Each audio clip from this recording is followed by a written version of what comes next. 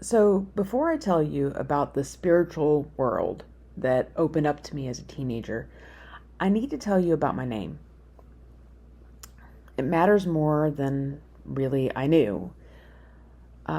So, there I am. I'm in social studies class with my teacher, and she's telling us about how Puritans used to name their children after different virtues: prudence, patience, hope.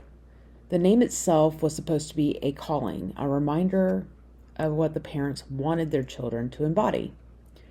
Our homework assignment was to come up with a Puritan name that we felt our parents wanted us to embody. When my mom got home from work, I decided to take a shortcut. I asked her, "What does Alethea mean?"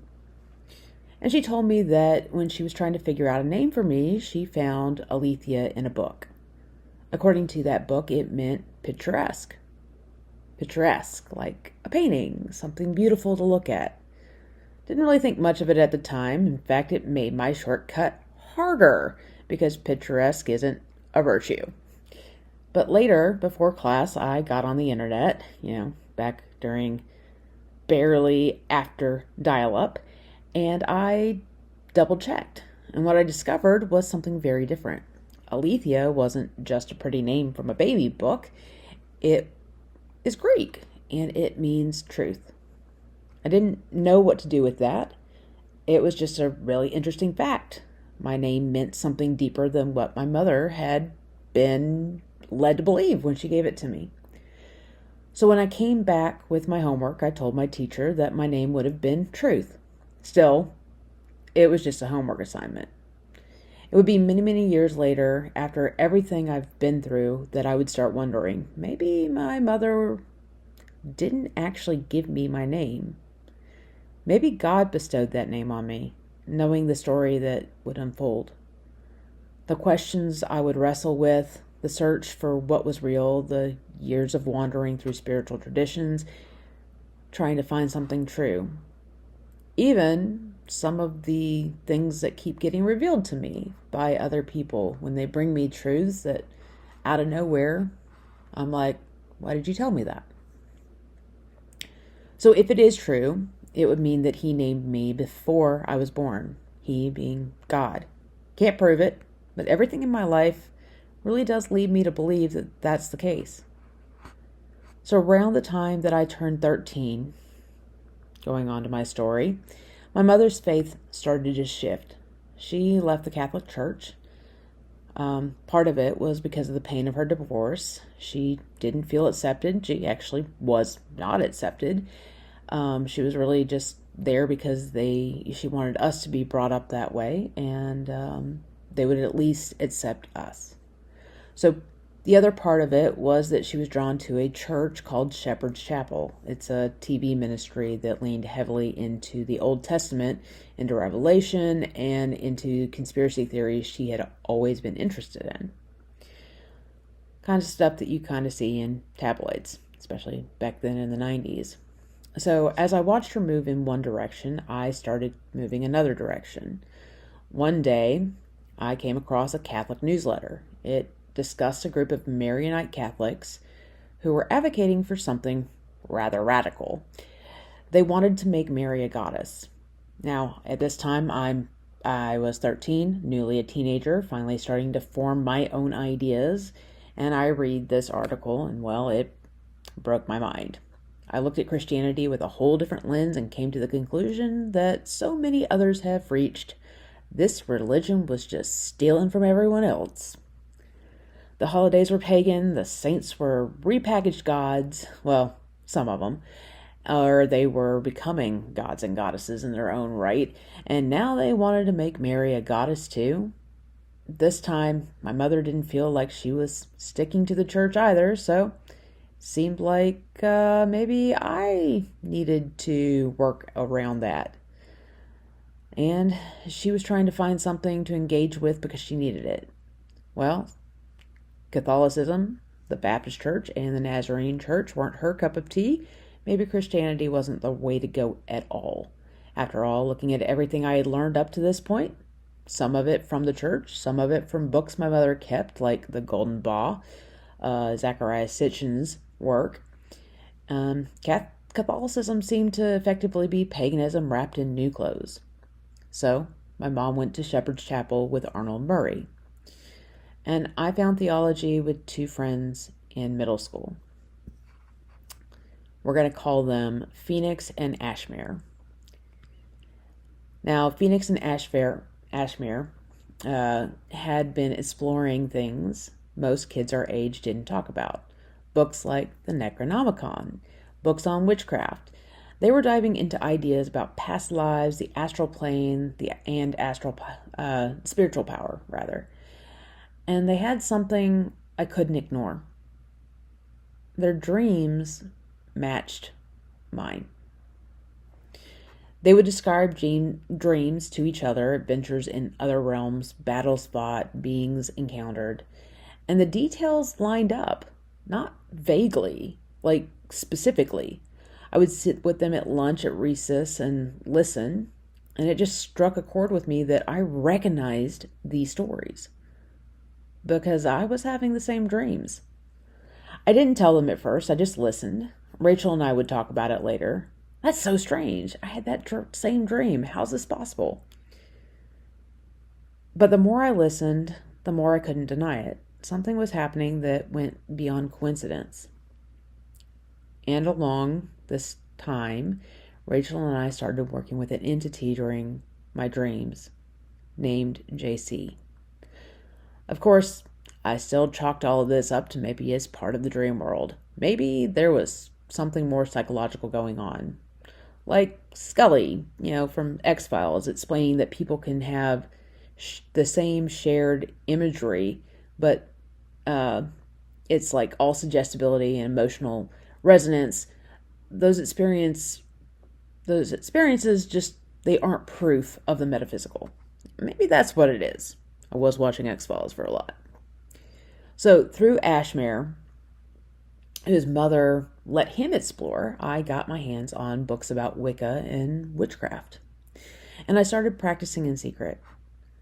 I wasn't interested in the gods everyone else followed, though, the popular ones from school, the Greek, Roman, Egyptian deities that showed up in mythology units. I found myself drawn to lesser explored pantheon from the Middle East. The Sumerian and Babylonian gods. Beings like Enki and Inanna, of whom I was learning about through the ancient astronaut theorist Zachariah Sitchin. I don't know why. Don't really know why. But Sumeria seemed like the best place to find a god because it was the oldest civilization. I mean, okay, yes, you can argue that in the Indus Valley had whatever. Look, I got it. Oldest religion, etc. Got it. But as I read more about this, they felt more authentic. And Enki, in particular, was painted more as a friend to man. Maybe something else was drawing me to these two, but I knew them from Sitchin's writings. Whatever the reason, I started cultivating relationships with these beings in my dreams, and I started to believe the astral world was more than imagination. When I got to high school, something happened that removed any remaining doubt. I met a few people that I had never seen before, strangers who revealed themselves to be part of what I was calling my astral coven. Their experiences matched mine. Dreams I'd had, battles I had fought, beings I'd encountered. They described them without me saying a word. But before this, the dreamscape was something I shared with friends, people I knew. Maybe we were influencing each other. Again, Dana Scully's whole thing, right? Maybe it was psychological, but now it was something shared with strangers. 3 of them stood out. Afton, Black Assassin, and Moonjetto. And yes, I know, but these were their pagan names. So it is what it is. That's what we all picked. We picked different names, right? So these were the names that we used in the astral, and when I talked with each of them in the waking world, they all knew JC, a being we each encountered and who had been training us on the astral plane for the last 2 years.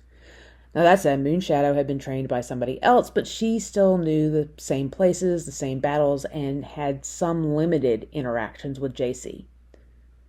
That was the key. And then here's the other part that kind of shocked me. 3 of the 4 of us had birthdays in the same year, only days apart. Mine, May 1st. Black Assassin's, May 4th. And Afton's was May 6th. Moonshadow's was on January 5th, and she was over a year older than the rest of us. Incidentally, she was also the leader of the coven on the astral plane. Now, I didn't know she was the oldest until after I knew she was a leader. The more I explored, the more I found people who had seen my projection of self in their dreams. And this was, the people that I was finding in high school. And they would find that the person I was in their dreams, even though they didn't realize it was me because I had a specific presentation that I gave out there, they found it to be a protective force. Some didn't even know my name. They just knew someone had been there watching out for them. I was walking in dreams with people. Some of them had no idea we were on the astral plane at all. It felt so unreal. But I couldn't deny it anymore. This realm was real. Is real. Yeah, I know that sounds strange coming from someone who's Christian, but it's real. Anyways, my friends and I came to believe that what we were doing mattered, not just for us, but for the world. We had heard the stories, angels and demons fighting with humanity caught in the middle. Some stories said humans had a role to play in that battle, and now we were starting to believe that we were part of it. That phrase, as above, so below, well, it took on a whole new meaning for us. The astral was the above, and what happened there affected what happened here, being below. We would fight something in a dream, and within hours, something would resolve in the waking world. A conflict would end. A problem would clear up. It felt like confirmation. And when I'm talking about conflicts, I mean like big political conflicts you hear about in the news. We thought we were helping. We thought we were warriors. Through all of this, Rachel was with me. But now she wasn't just a voice anymore. She was a partner. In the astral, we fought together. We handled all kinds of issues. She was offense and I was defense. We fought and protected not just each other, but our coven members. She and I were told that we would be the guardians of a small group of 11 other people, which, including us, it would bring us up to 13, and we did our job. Rachel and I were so intertwined by this point that I created a name that we could share, a shared, single identity for both of us in the astral. I built it from fictional characters that I admired.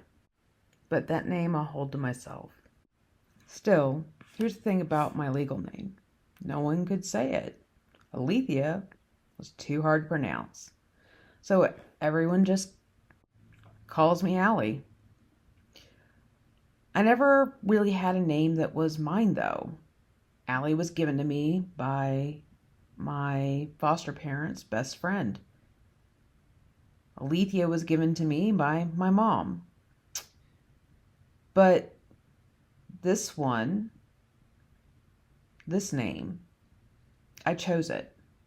Despite my earlier revelation that Alethea meant truth, I still had not come to understand it. So in that world, the astral world, my pagan name was more real to me than Alethea had ever been. By the time I was 15, I was fully immersed. The confirmation wasn't coming from books or websites. It was coming from people I could look in the eye. People who had no reason to lie, describing experiences that matched my own. I had gods I was building relationships with, and I had Rachel. I had a mission, a purpose. I wasn't just exploring spirituality, I was living it. And I believed I was doing good. I turned 16 in May of 2001. 5 days later, everything I thought I understood came crashing down. I am Alethea, and this is Wandering Sinai.